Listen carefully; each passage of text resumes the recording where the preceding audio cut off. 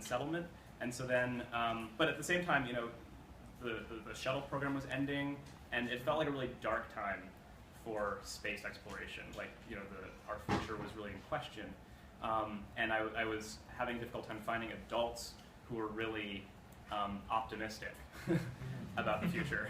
And then went to the space conference and found these kids who seemed to embody the passion of the 1970s, and realized, that they're really carrying on the dream and they're the future. And so that was the subject of the film.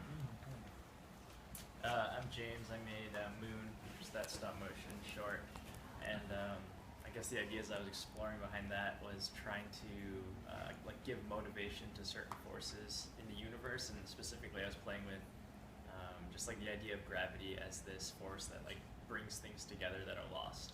And I guess I was just playing around with that and making a narrative with those weird characters.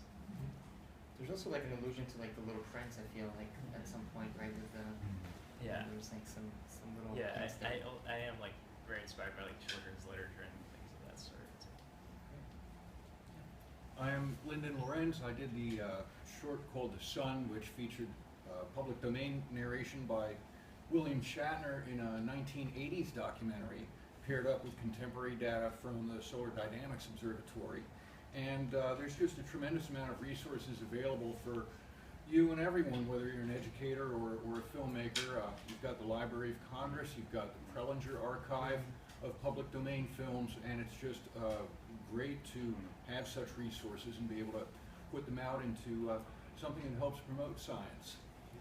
Yeah. Can you talk a little bit about your individual backgrounds, briefly, where, how did you get into? Are you a filmmaker, or is it something?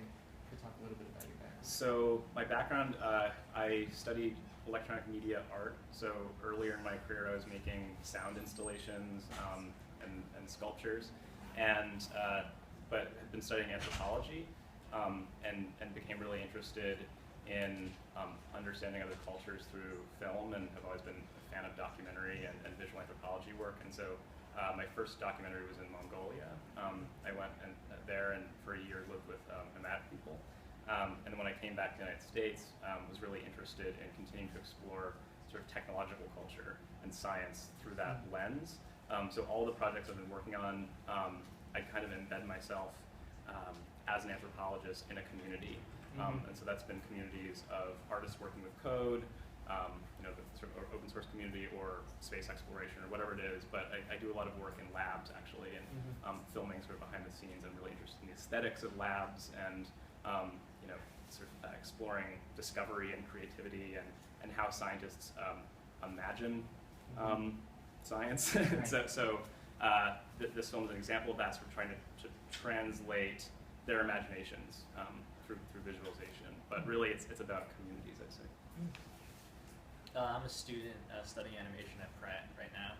I don't have any formal science education, but I think that lets me play with the interesting side of it, constructing weird narratives around it, which is fun. What were the main raw material that you used for the stop motion there? That was all felt and wool, which I learned a process while I was making it, wet felting and needle felting to make those characters. And how long did it take to do the stop motion?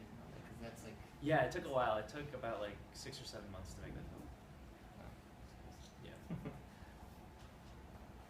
Hi, so your background, a little bit, how you... I come from publishing, magazine publishing. Right now I'm with a large architecture firm. And making video and film was just an extension of using words and pictures to communicate a story.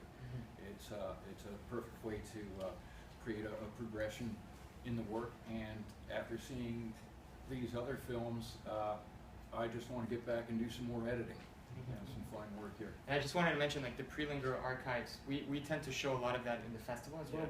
We incorporate a lot of kind of vintage science into the program, because it's an amazing resource, and we're really interested in also showing raw data as part of the program and all that. But I think we only have a few more minutes, so I'm just going to open it up to questions. If anybody has any questions?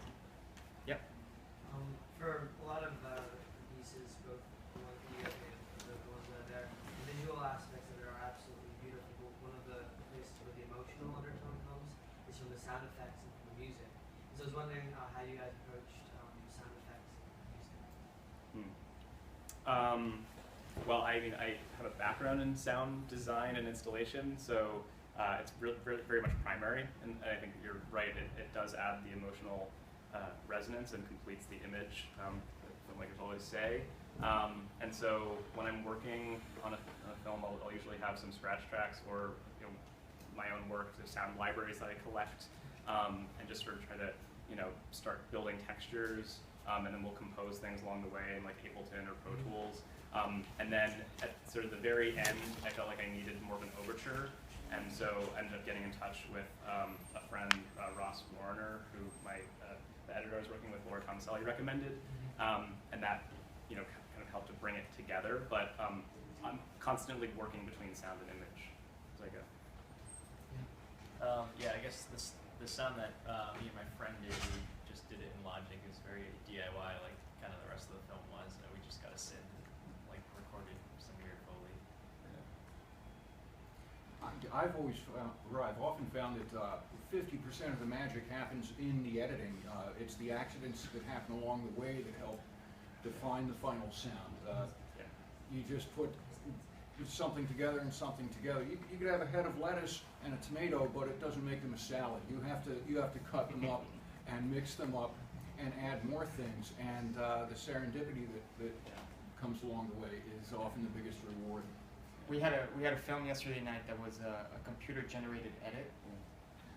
So basically, you were watching a film, and there were two monitors that were editing the film as you were watching it, and it was amazing just to see what the computer was deciding based on keywords.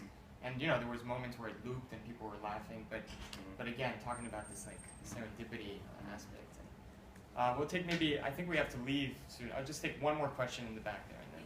I really appreciate the motivation of the whole film festival in the context of communicating science, but I'm wondering, do you at all pair with academic institutions by supporting the library? I mean, there's a number of films here that really belong in classroom and curriculum.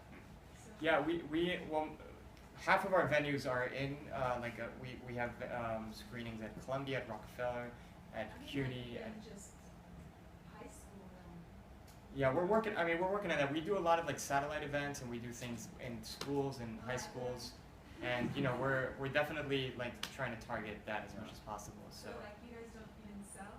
well, we're a film festival, so we don't have the rights to the films, But the filmmakers do, so you can contact the filmmakers? Yeah, if they agree to have the film shown in schools. But yeah, definitely.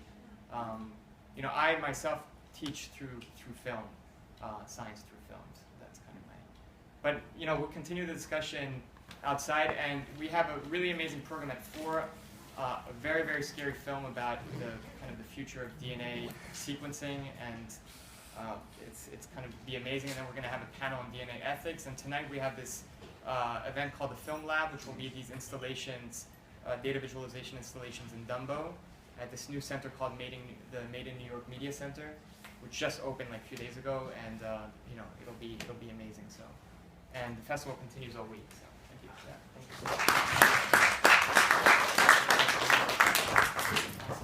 This is one of them.